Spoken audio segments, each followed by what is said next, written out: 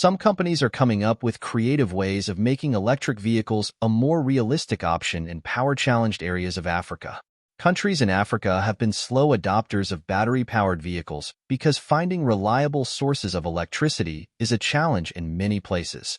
The Center for Strategic and International Studies described Africa as the most energy-deficient continent in the world and said that any progress made in electricity access in the last 5 years has been reversed by the pandemic and population growth. Onesmus Otieno, for one, regrets trading in his diesel-powered motorbike for an electric one. He earns his living making deliveries and ferrying passengers around Nairobi, Kenya's capital, with his bike.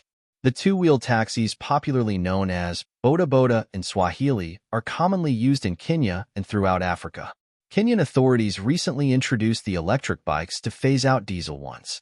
Otieno is among the few riders who adopted them, but he said finding a place to charge his bike has been a headache.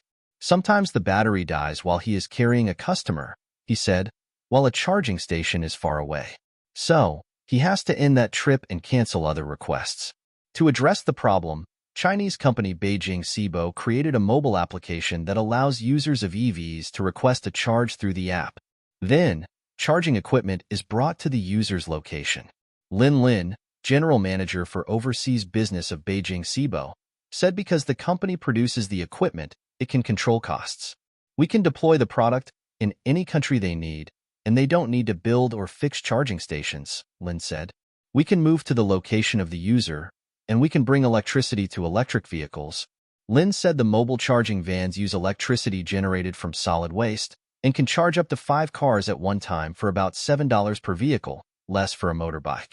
Countries in Africa have been slow to adopt electric vehicles because there is a lack of infrastructure to support the technology, analysts say. The cost of EVs is another barrier, said clean energy expert Ajay Mathur. Yes, the capital cost is more, Mathur said. The first cost is more, but you recover it in about 6 years or so. We are at the beginning of the revolution. Electric motorbike maker Spiro offers a battery swapping service in several countries to address the lack of EV infrastructure. But studies show that for many African countries, access to reliable and affordable electricity remains a challenge. There are frequent power cuts, outages, and voltage fluctuations in several regions.